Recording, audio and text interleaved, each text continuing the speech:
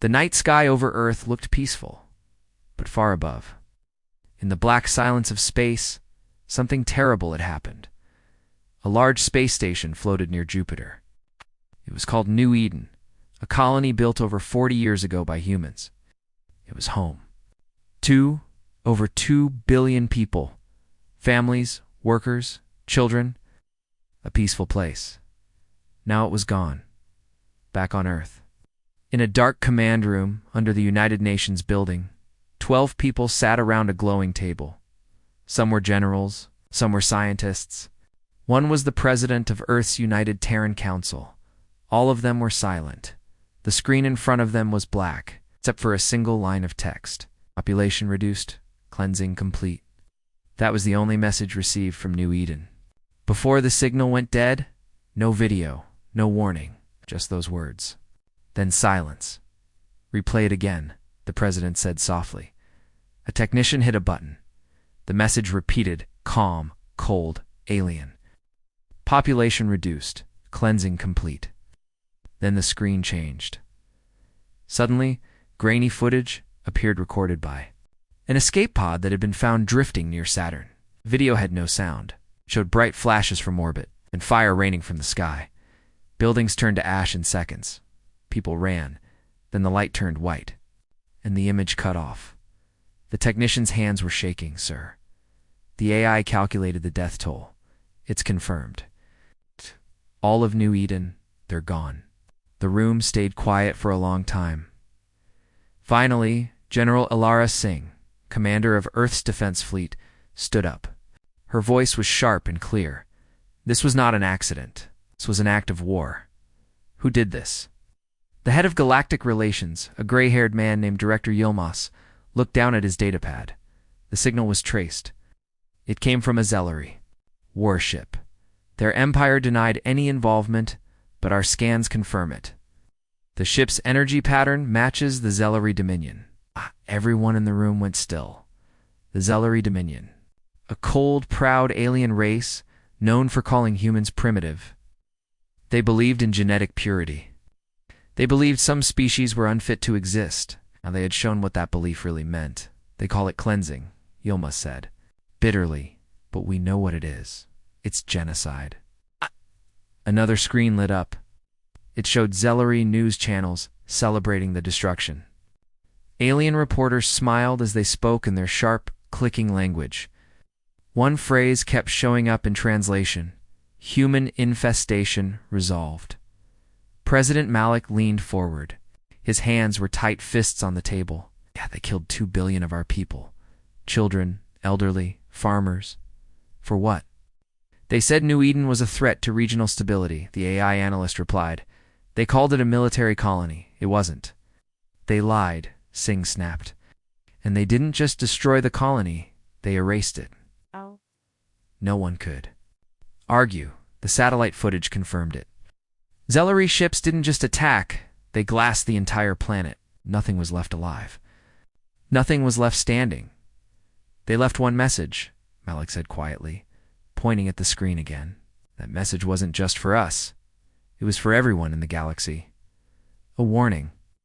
He looked up. Now we send them one back. 4A. Moment no one spoke, then Singh nodded. I agree. Others followed. One by one, the room came to a decision.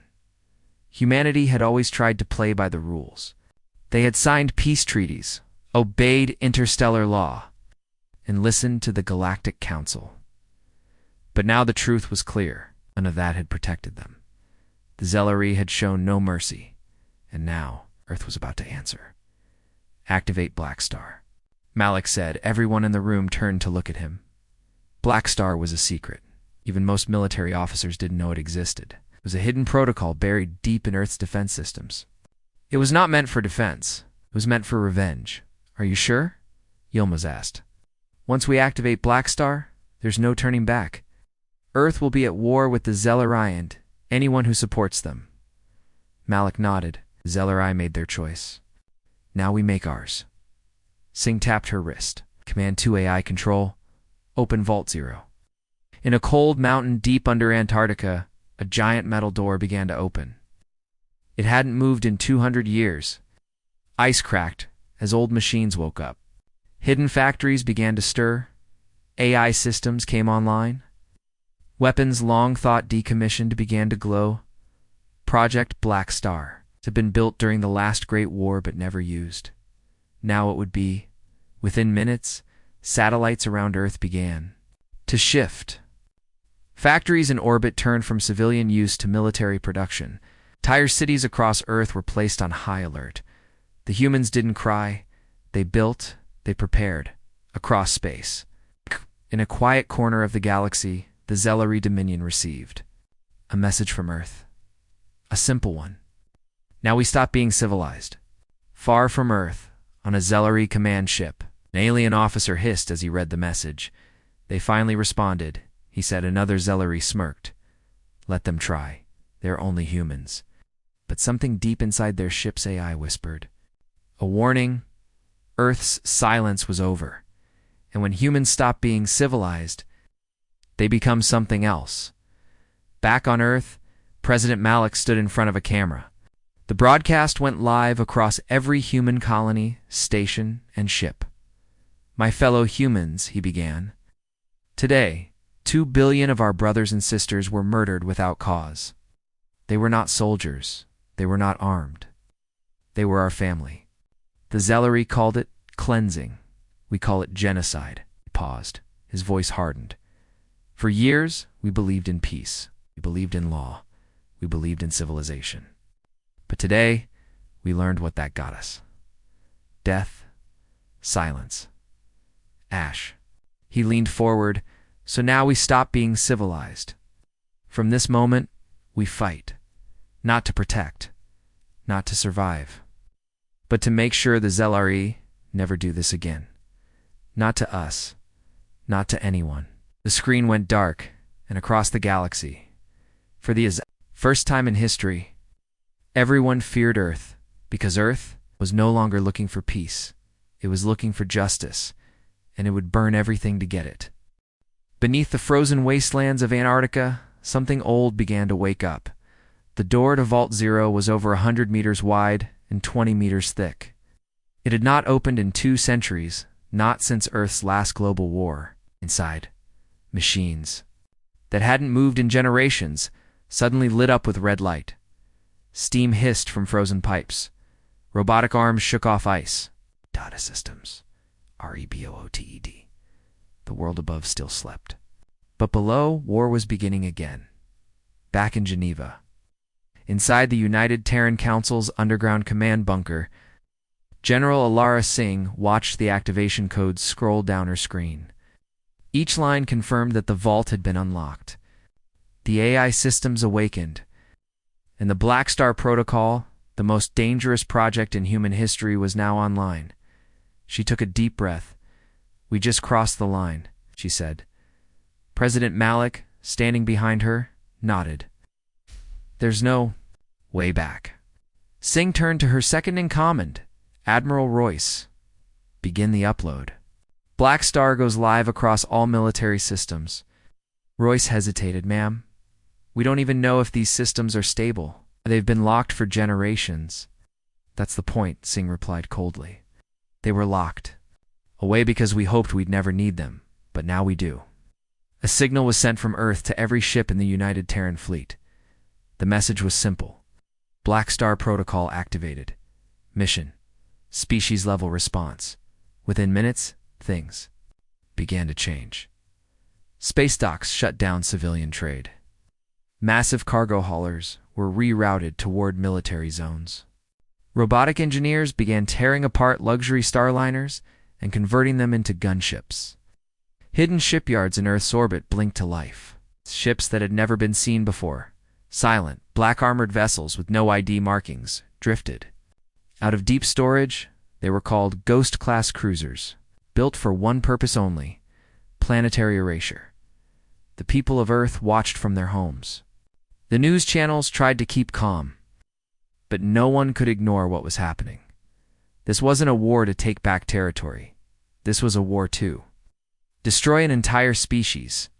On the other side of the galaxy, inside a towering golden spire on the Zellery, homeworld, high strategist Kavarn, clicked his claws against his chair. Watching the human response with mild amusement, so they activate their ancient protocol, he said with a sneer. Let them try. Their last real war was over 200 cycles ago. They've grown soft, too moral, too bound by laws. A younger Zellery officer stepped forward, more cautious. High strategist. We've received reports that human colonies are now evacuating civilians. Trade lanes are shutting down. They're preparing for total mobilization.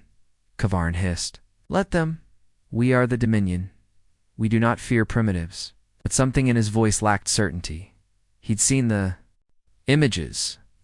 Human fleets were forming at shocking speed. Ships bigger than anything in known space. Orbital factories with no names, no identification codes, only numbers, burned into their hulls. Weapons that were supposed to be illegal under galactic law. Zellery had expected outrage. They hadn't expected silence and immediate retaliation. Back on Earth, a secure military lab, a scientist named Dr. Eva Monroe stared at the screen in front of her. She was one of the few people who truly understood what Project Black Star was built to do. It wasn't just about weapons. It was about changing the way humanity thought. Black Star came with its own AI system, known only as Vantage. It had not been active in 213 years. It was awake. Greetings, Dr. Monroe, the AI spoke. Its voice was calm, but deeper than any human voice. You know why you're online? She replied, yes. Genocide was committed. Civil protocols failed. War is the only response. Eva sighed. Can you predict the outcome? Said if full deployment occurs, the Zellery species will be extinct in 17 months. She looked down. What about humanity? The screen flickered. Emotionally destabilized, morally fractured, but victorious. She didn't respond. Meanwhile, General Singh entered the orbital command tower above Earth. The room was quiet, filled with officers staring at glowing screens. On one wall was a map of the galaxy. Red dots marked every known Zellery system. Show me the strike plan, she ordered. An officer tapped the screen. 12 major Zellery planets, 7 military outposts, 4 trade hubs, and one target at the center. Zellery primed their homeworld. We hit the outer systems first. Singh said no warnings, no messages. Total blackout. We erased them from the star maps. Her voice didn't shake. She didn't hesitate. A younger officer stepped forward. General, what if they surrender? She turned her gaze to him, sharp, cold. They had the chance. They didn't take it. The room went quiet. Then the red dots began to disappear. One marked for destruction. The first test came within hours. A human scout ship near the border of Zellery's space was ambushed. The alien vessel was sleek, fast, heavily armed.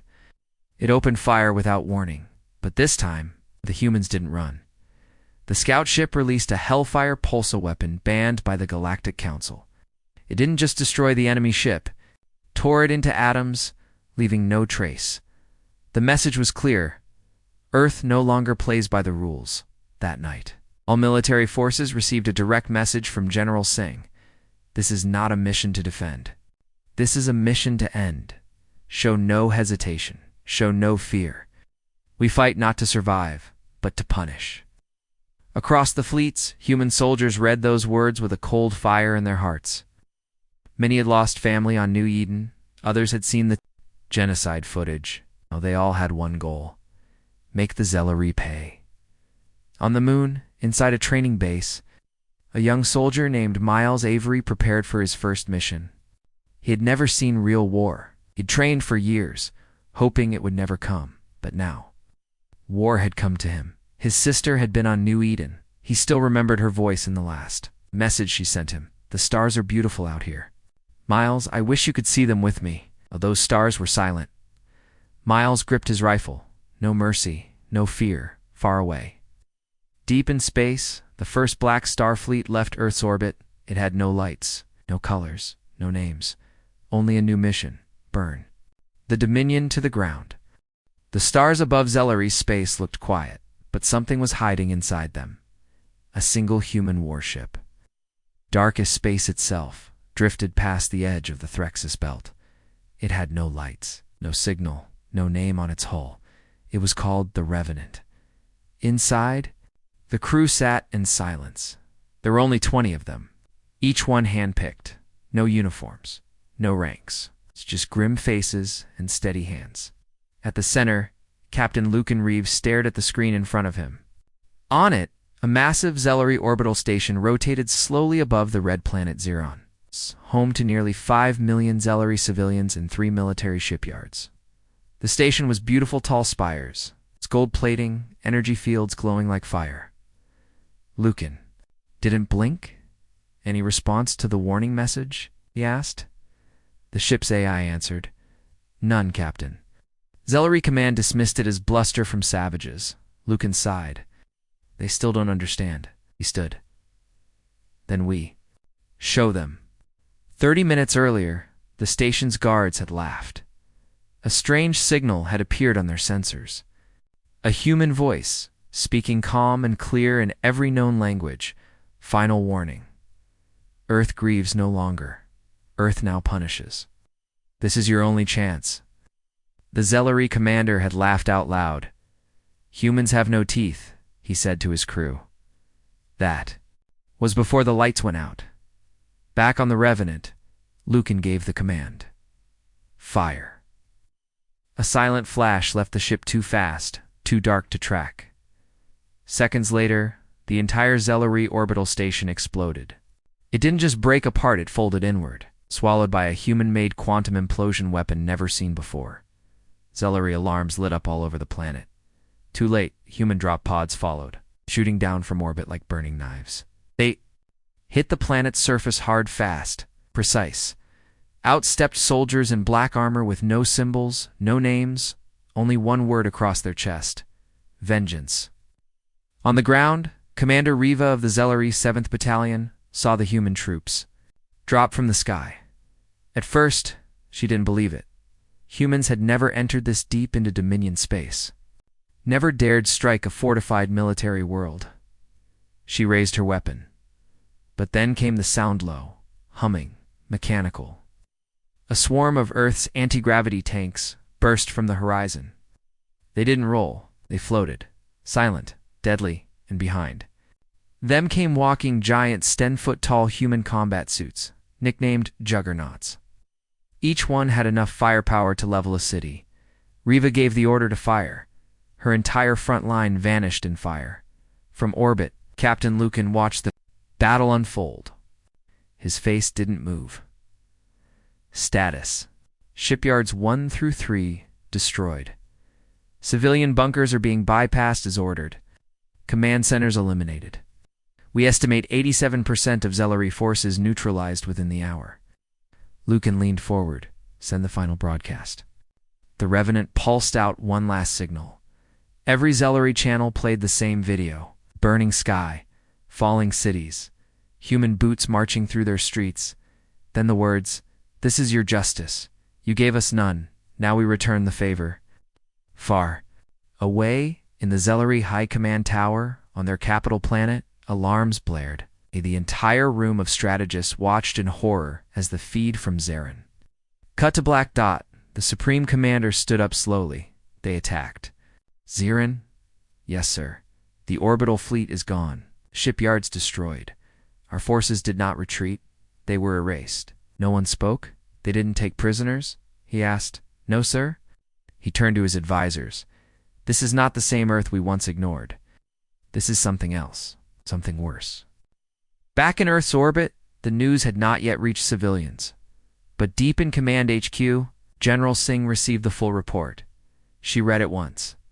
Then again, the message from Captain. Lucan was short. Xeron is no longer a threat. First strike. Successful. No casualties. She looked out the window at the Earth below, still turning, still peaceful. But she knew peace was gone, and this was only the beginning. The Zellery had always seen fear as weakness. For centuries, they ruled through force. Ow.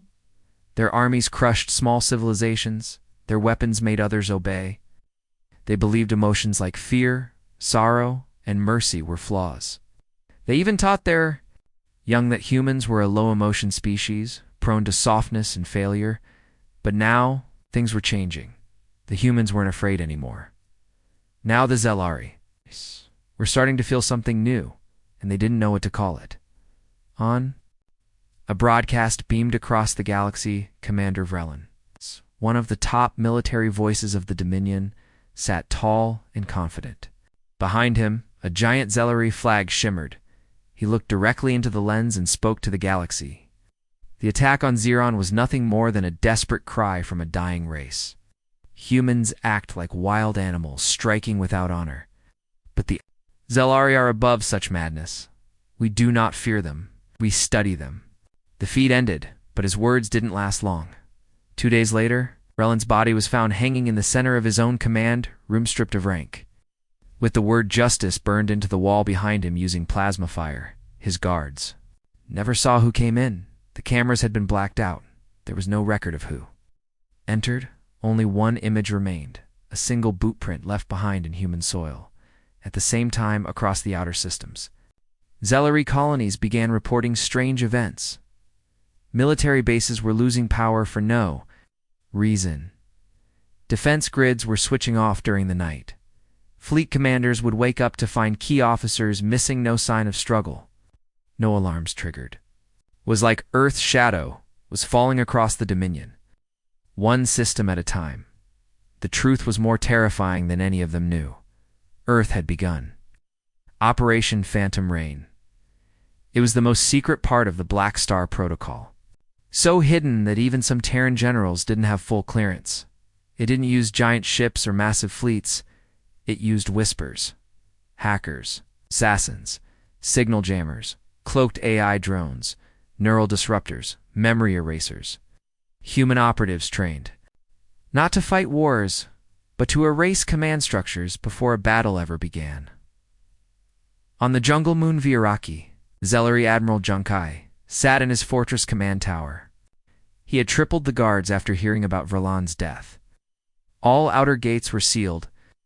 He was surrounded by 5 layers of energy fields and personal guards trained to die before surrendering. He felt safe until midnight came.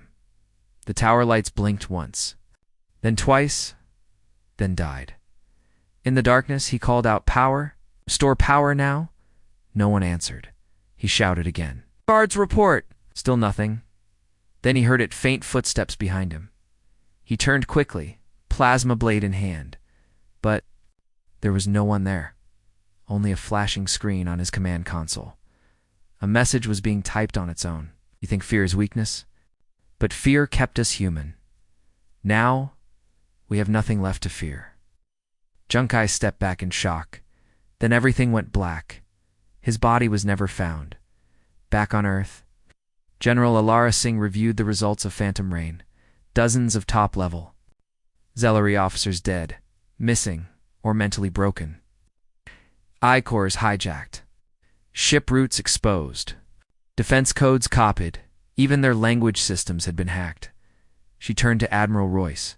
"They still don't get it, do they?" Royce shook his head. "They've never lost a real war. They don't know how to handle a species that refuses to lose." Singh tapped the screen.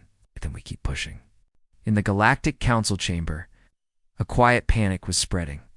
The Zelari ambassador demanded sanctions against Earth, he shouted, cursed and waved fake evidence. But the other alien empires watched silently, because deep down, they understood. Something terrifying. The humans weren't fighting to survive anymore. They were fighting because they had already lost everything that mattered. And when a species like that goes to war, there are no limits. On the Zelari homeworld, the Supreme Leader called an emergency session. "How many attacks?" he demanded. The Chief of Security answered, voice shaking. "At least 27, all high-ranking targets. We can't stop them. We don't even see them." The leader's claws trembled. "Have we ever experienced anything like this before?" "No, sir," the officer said.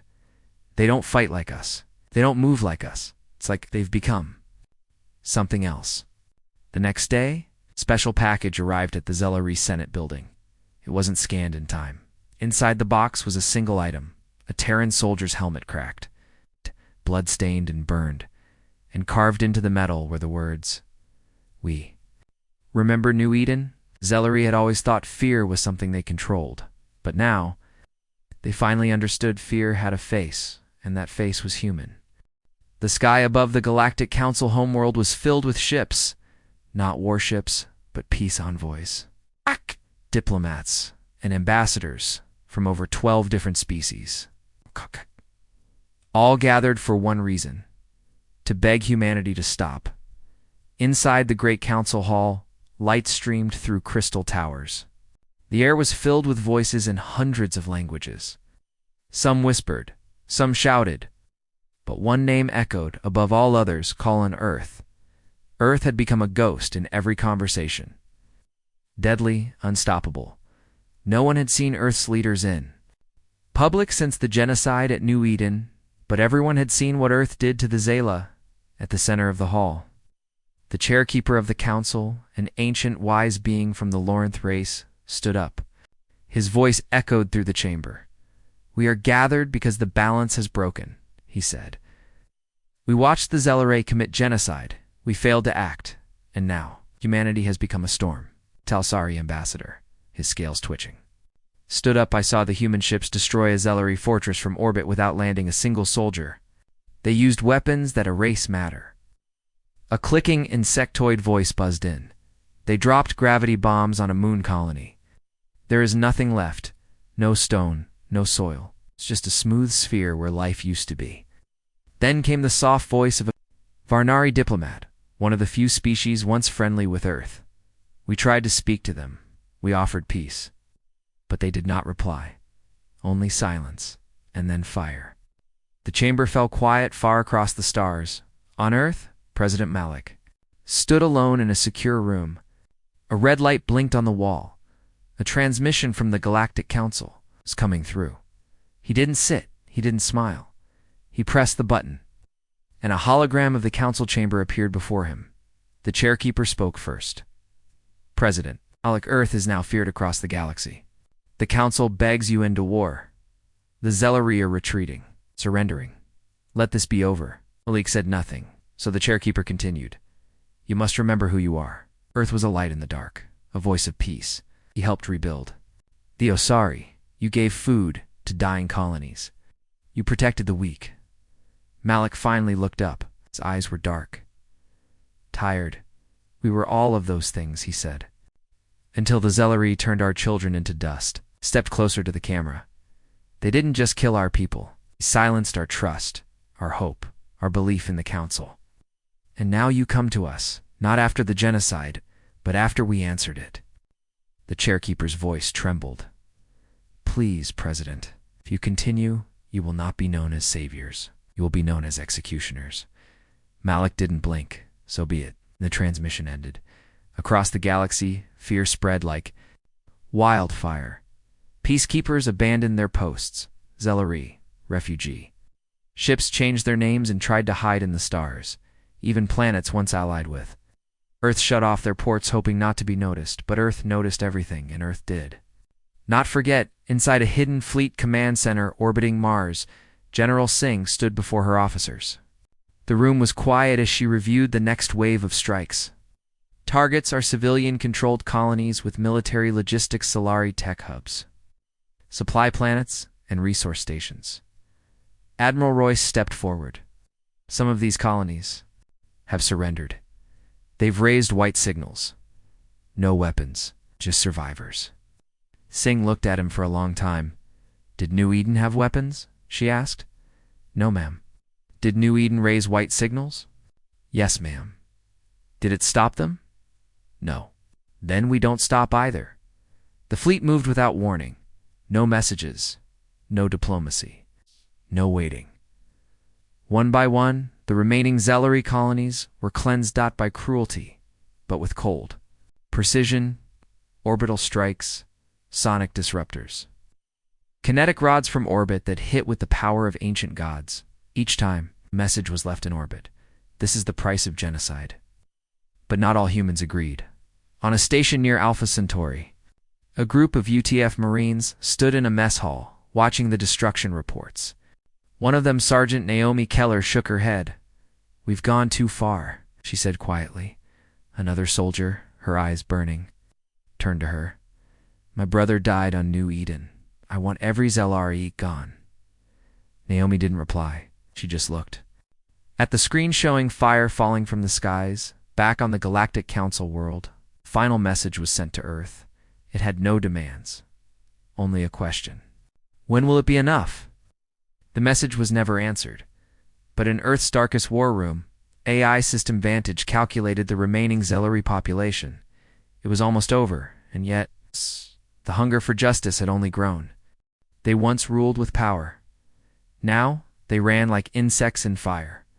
Across the stars, Zelari ships left their homes in a panic. Massive cruisers, cargo haulers, even luxury yachts were stripped of furniture and filled with refugees. They didn't wait for orders. They didn't wait for permission. They just left fronting from a shadow that never spoke, never slowed. It never forgave. The Zelari exodus had begun. The camera drones on the Trade Hub Vernac station showed the chaos. Thousands of Zelari elders, children, wounded soldiers crowded the loading docks. Fights broke out over space on escape ships. Some vessels launched before their hatches were sealed, leaving families behind. No one looked back. The station manager screamed at his officers, "Why are we abandoning our homes?" One pilot replied with shaking hands, "Because Earth is coming." The manager slammed his fist. "We're civilians. We have no weapons." "That didn't stop them on Zareth Prime," the pilot whispered. And then the alarms began to sound. Up in orbit, the skies over Vernac lit up with fire. 3 human cruisers had exited slipspace silent. Without signal, they opened fire within. Seconds, the station's defense grid activated too late. Human torpedoes tore through shield layers like paper. The outer platforms exploded. Docks shattered. Bodies spun through vacuum from the command deck of the human vessel's silent wrath. Admiral Royce stared at the screen. "Target neutralized," his officer said. "Status of escape vessels?" Royce asked. The officer hesitated. "Some got away. Mostly civilians." Royce paused, then nodded. "Let them run." Not all humans agreed. Back on Earth, Sergeant Naomi Keller sat alone in the mess hall of the military HQ. She was tired, not from war but from what it was turning her into. A recording from a fleeing Zelari refugee ship played on her screen. The voice was broken, desperate. "We were told we would be safe. We carry no weapons. Our children are sick. Please, if anyone hears this." The message ended with static. Naomi's hands trembled. She had lost friends. She had lost family. She had every reason to hate the Zelari, but even monsters had children. Meanwhile, Zelari leadership collapsed. The Supreme Strategist Council was dissolved in panic. Leaders who once barked orders now hid in secret bunkers. Trust between commanders fell apart. Communications were jammed. Even loyal colonies turned on each other, some surrendering to Earth before Earth even arrived. One Zelari ship broadcasted this message across neutral space: "We surrender. We will testify. We will give Earth everything it wants. Just let our people live." There was no reply. The ship disappeared 3 days later. No wreckage was found. Only one human tag left behind, floating where the ship had been. New Eden. Never forget. Galaxy watched in silence. The same council that once ignored Earth's warnings now begged Earth to spare the refugees. Messages poured in from every major system. They are no longer soldiers. They are only survivors. They cannot fight back. They are running. You have one. Please stop. Earth never answered. The silence became its own weapon, and the message was clear. This was not just war. This was punishment. In a hidden cave on Zelari Prime, an old warrior named Raventhal stood with a young Zelari girl beside him. The child held a small carved stone, her only possession left from her parents, who were lost on Zarin. "Are the humans coming here too?" she asked. He looked out at the red sky. "Yes." "Will they hurt me?" He knelt, placing his claw gently on her shoulder. "I do not know." She looked up. "Why are they so angry?" He stared into the horizon, remembering the millions they had erased with pride, because we taught them to be. At Earth's high-orbit command hub, General Alara Singh reviewed the refugee reports. Thousands of Zelari ships have left known space, scattered across the galaxy. Many hiding in neutral zones, some trying to change identities, others trying to blend in with minor species. President Malik stood beside her. Should we follow? Singh nodded. We already are. That same night, a Zelari refugee ship landed on an uncharted ice moon, hoping to hide from Earth's scanners. The passengers were cold, hungry, terrified. They sent no signal. They lit no fires. But within an hour, they were found. A black drone hovered above the ice, its red sensor blinking. It sent no message. It only observed. Then it vanished into the stars, the Zelari. On that moon never slept again, in the last public speech ever recorded by Earth's military command. A message was broadcast across every known system. You didn't just kill humans. You killed our belief in peace. And now we have become the punishment. Run, hide, scream.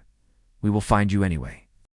It started with a whisper, a message, quiet and strange, moving from one neutral system to the next. Earth must be stopped. No one knew who said it first. But the whisper became a storm. After months of silence and terror, the galaxy finally opened its eyes not to what the Zelari had done, but to what Earth had become. The survivors, the cowards, the so-called peacekeepers, they all gathered in fear, because they understood something now. Earth wasn't coming to negotiate. Earth had decided, and Earth would not stop. So for the first time in galactic history, the United Species Council held a special assembly not to charge the Zelari, but to put Earth itself on trial. On the ancient space station known as Hollow Spire, delegates from over 40 different species arrived. They came with robes, law books, and symbols of peace. But deep inside, they were scared, because they knew one thing: Earth had not been invited. Inside the council chamber, the air was tense. The chairkeeper, older now, stood at the center. His voice echoed.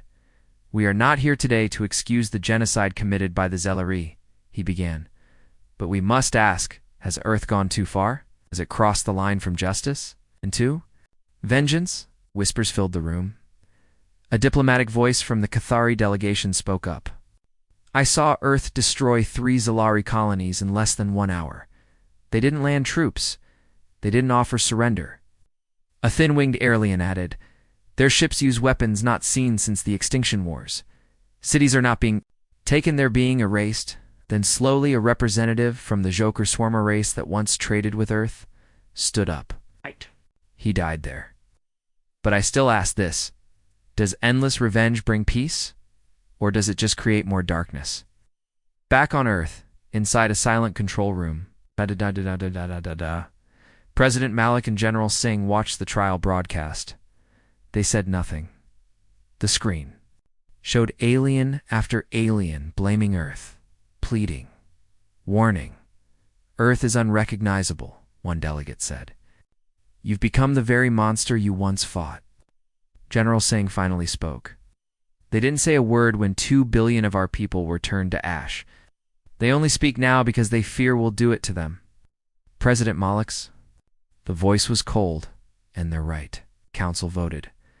A motion was passed. Earth would be formally judged for war crimes, and one sentence echoed from the chairkeeper. Cross the stars. If Earth does not answer this call, it shall be exiled.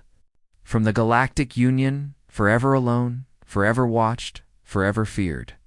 The next day, a strange signal arrived at Hollow Spire. A human ship appeared at the edge of the system. It carried no weapons. No, scored only 1 passenger. The chamber fell silent as she walked in Sergeant Naomi Keller, dressed not in armor, but in plain civilian clothing. She stood at the center of the room. Beneath alien eyes filled with judgment, one delegate shouted, "Where are your leaders?" Naomi looked up. "They sent me instead." "Why?" another asked. "Because I still feel guilt," she said. "And because they don't." The chairkeeper leaned forward. "Do you speak for Earth?" Naomi's hands trembled. "No, but I speak as Earth, as one of them." She looked around the room. "You speak of justice. But where were your votes?" When New Eden burned? Where were your warnings when the Zellery showed our children's bones on their news channels? No one answered. You watched, you waited. And when Earth cried for help, you offered silence. So we stopped asking. Telsari ambassador hissed. And so you burned worlds. Naomi nodded. Yes, because we believed nothing else would make you listen. A quiet voice from the council spoke, not with anger but sorrow. Naomi Keller, do you fear what Earth has become? She hesitated, then whispered yes. That answer moved across the galaxy in seconds. Some called her brave, others called her a traitor, but Earth heard her, and the silence after was even louder than before. Back at UTF Command, President Malik sat alone, watching Naomi's face on the screen.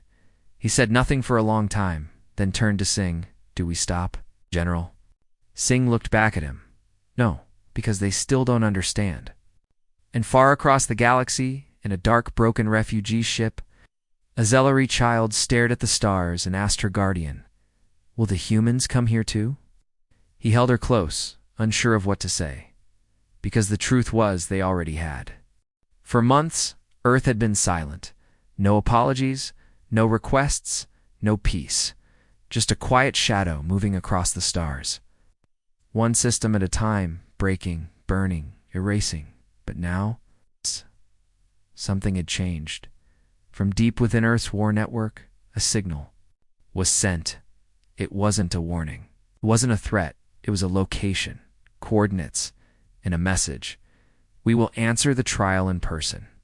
The Hollowspire Council Station had never seen so many warships. Every species in the galaxy sent fleets to guard the trial site. Not against Earth, but against what Earth might do. Even allies who once traded with humans now pointed their guns toward the dark spot in the sky, waiting for Earth's fleet. But Earth sent only one ship.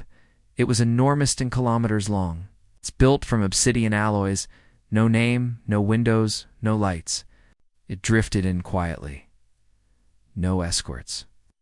No signals inside, President Malik, General Singh, and a single Terran AI core named Vantage walked together down a quiet corridor. They weren't there to beg. They weren't there to explain. They were there to end it. In the council chamber, the chairkeeper stood once more. All of known space watches today, he said. We ask one final time, why has Earth ignored mercy?